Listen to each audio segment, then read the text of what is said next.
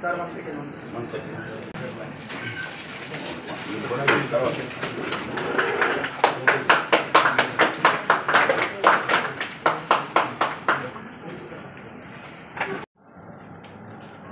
దాని అమలు మీద మా యొక్క నిబద్ధత గురించి 2 మాటలు చెప్పాక నెల్లూరు పార్లమెంట్ కాన్స్టిట్యున్సీ తాలూకా మేనిఫెస్టో స్వరూపం, దాన్ని ఏ విధంగా అమలు చేస్తామో, ప్రజల ఆకాంక్షలు ఏ విధంగా నెరవేరుస్తామో అనే విషయాలు మీతో షేర్ చేసుకోవాలనుకుంటున్నాను. ఈ నెల్లూరు పార్లమెంట్ కాన్స్టిట్యున్సీ తాలూకా మేనిఫెస్టో భారతదేశాని కోసం కాంగ్రెస్ పార్టీ తయారు చేసినటువంటి మేనిఫెస్టో క్రింద ఇది ఒక భాగంగా చూస్తాం. అంటే కేంద్రంలో తప్పకుండా కాంగ్రెస్ పార్టీ ప్రభుత్వంలోకి రాబోతుంది. కేంద్రంలో ప్రభుత్వంలోకి వచ్చిన వెంటనే కాంగ్రెస్ పార్టీ తయారు చేసి ప్రజల ముందు ఇచ్చినటువంటి మేనిఫెస్టో ఏదైతే ఉందో అది అమలు చేసుకుంటూనే దాని మీద కాంగ్రెస్ ప్రభుత్వం పూర్తి దృష్టిని పెట్టి పార్లమెంట్ కాన్స్టిట్యున్సీ లెవెల్లో కొన్ని మేనిఫెస్టో ఐటమ్స్ దాని మీద కూడాను మేము దృష్టి పెట్టడం జరుగుతుంది. ఈ సందర్భంగా కాంగ్రెస్ పార్టీ తయారు చేసినటువంటి మేనిఫెస్టో యొక్క స్వరూపం మరొకసారి మీకు గుర్తు చేస్తాను ఒక్క నిమిషంలో. కాంగ్రెస్ పార్టీ యొక్క మేనిఫెస్టో యొక్క ఫౌండేషన్ న్యాయం.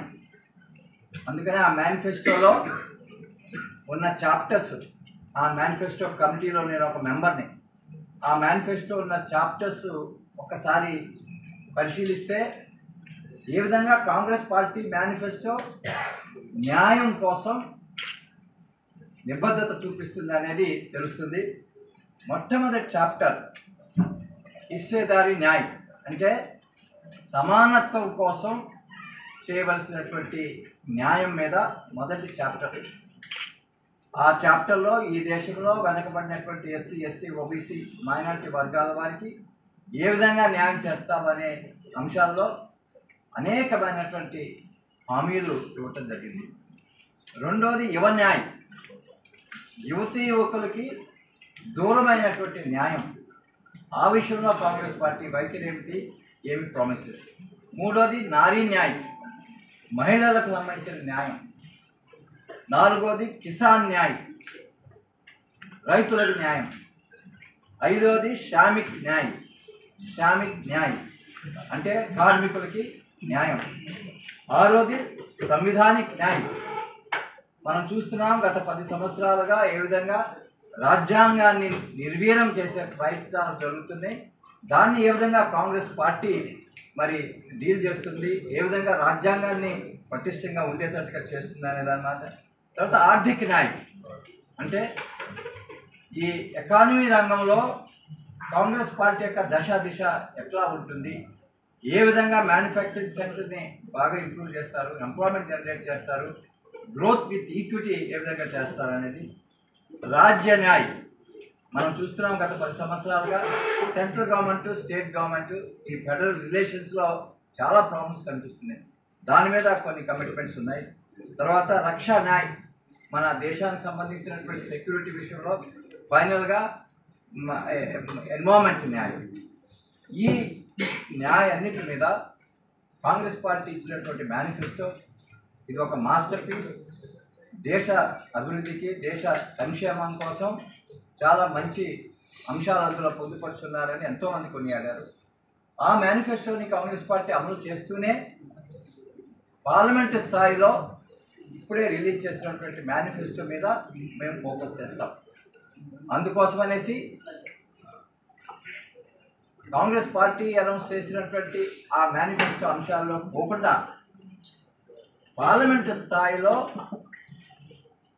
ప్రజలు ఏదైతే, నెల్లూరు ప్రజలు ఏదైతే కలలు కన్నారో ఆ కళలు ఇంకా కళలుగానే మిగిలి ఉన్నాయో ఆ అంశాల వరకు పరిమితం చేస్తూ పార్లమెంట్ మేనిఫెస్టోని మీ ముందు ఆవిష్కరించడం జరిగింది. ఈ పార్లమెంట్ మేనిఫెస్టో అమలు విషయం మీద ఒక నిమిషం మాట్లాడి మిగతా అంశాలకు వెళ్తాను.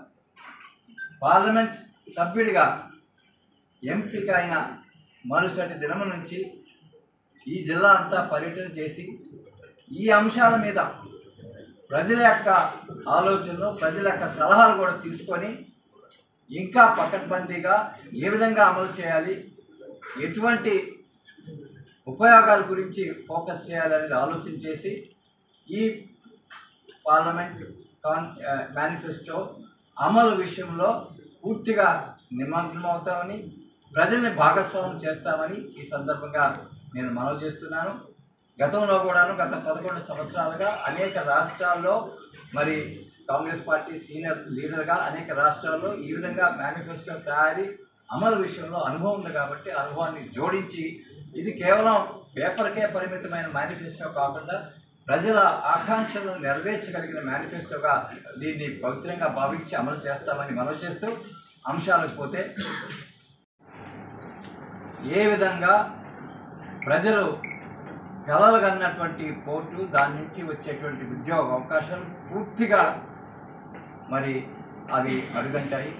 ఎందుకంటే అదానికి పోర్టుని హ్యాండ్ ఓవర్ చేశారు. మరి ఈ పోర్టుని ఒక బల్క్ పోర్టుగా కన్వర్ట్ చేయటం మూలంగా ఉద్యోగ అవకాశాలు దాదాపుగా 12,000 ఉద్యోగ అవకాశాలు పడిపోయే అవకాశం ఉంది.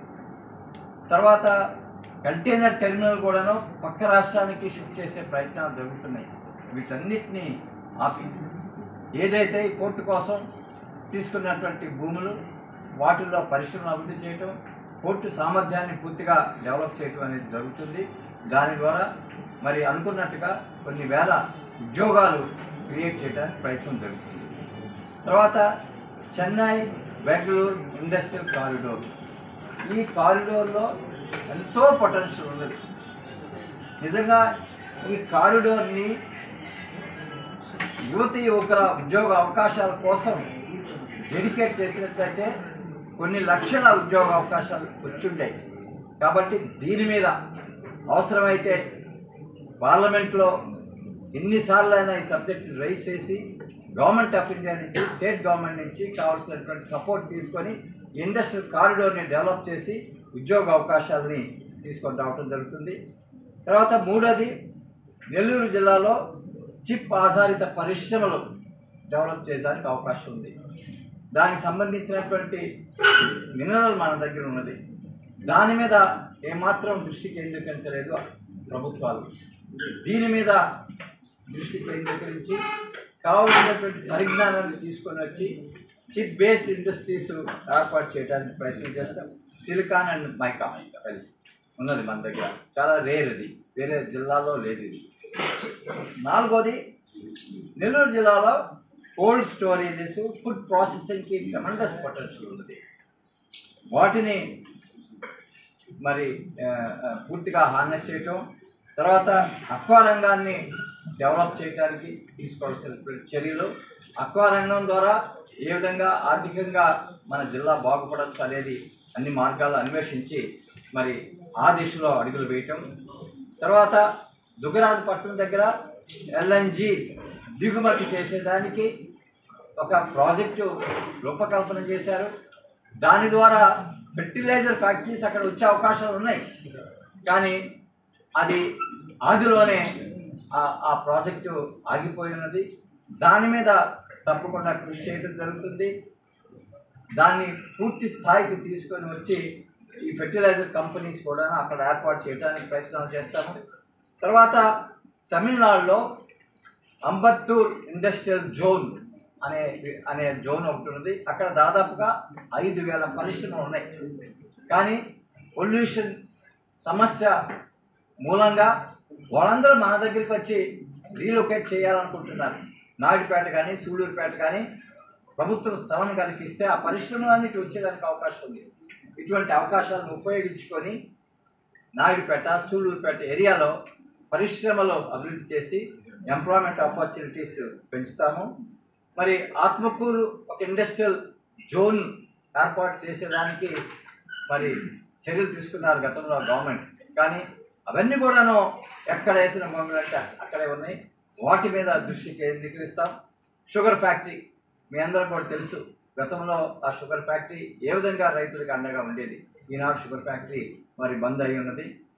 షుగర్ ఫ్యాక్టరీని మళ్ళా ఓపెన్ చేస్తాం. ఉదయగిరి ప్రాంతాన్ని పర్యాటక ప్రాంతంగా అభివృద్ధి చేసేదానికి అవకాశం ఉంది. మంచి కొండలు, ఆ మంచి పర్యాటకులను ఆకర్షించేటువంటి ప్రాంతాలు ఉన్నాయి. వాటిని పర్యాటక ప్రాంతంగా డెవలప్ చేయటం. మరి ఈ జిల్లాలో మన ఇందాక దేవకుమార్ రెడ్డి గారు చెప్పినట్టుగా అనేక అసంపూర్తిగా ఉన్నటువంటి ఇరిగేషన్ ప్రాజెక్ట్స్ ఉన్నాయి. వాటిని డెవలప్ చేయాలి. సోమశిల ప్రాజెక్ట్ తాలూకా 60 TMC కెపాసిటీ ఎప్పుడు కూడా నిలడం. ఎందుకంటే పెన్నా రివర్కి 20 సంవత్సరాలకు ఒకసారి మాత్రమే ఫ్లడ్స్ వస్తాయి. 4 సంవత్సరాలకు ఒకసారి ఫ్లడ్ వచ్చే కృష్ణా రివర్ మీద ఆధారపడుతూ ఉన్నది.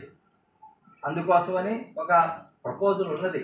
గోదావరి వాటర్ తీసుకొని వచ్చి దీన్ని పూర్తి సామర్థ్యాన్ని మనం వినియోగించుకోవాలని, దాని మీద పూర్తిగా అధ్యయనం చేసి ప్రాజెక్టుని డెవలప్ చేసి ఈ యొక్క నెల్లూరు రైతుల యొక్క కళలు నెరవేరేదానికి ప్రయత్నం చేస్తాం. అదేవిధంగా పెన్నా బ్యారేజ్ పూర్తి చేయటంలో కూడాను ఈ 11 అంశాలు. దీని యొక్క ముఖ్యమైనటువంటి ఫోకస్ ఏమిటంటే యువ న్యాయం. అంటే వీటన్నిటి ద్వారా ఉద్యోగ అవకాశాలు, సంఘం బ్యారేజ్ పూర్తి చేయటం. సో నెల్లూరు జిల్లాలో బ్రహ్మాండమైనటువంటి ఉద్యోగ అవకాశాలు ఉన్నాయి. ఈ జిల్లాలో పనిచేసిన అధికారిగా నాకు చాలా బాధగా ఉంది. ఆ ఉద్యోగ అవకాశాలని మనం వినియోగించుకోలేదు. యువకులకి ఉద్యోగాలు మనం కల్పించలేకపోయాం. బాగా చదువుకున్న యువకులు జొమాటో, స్విగ్గీలో పనిచేస్తూ ఉన్నారు. కాబట్టి నా యొక్క మేనిఫెస్టో యువతకి అంకితం చేస్తున్నాను.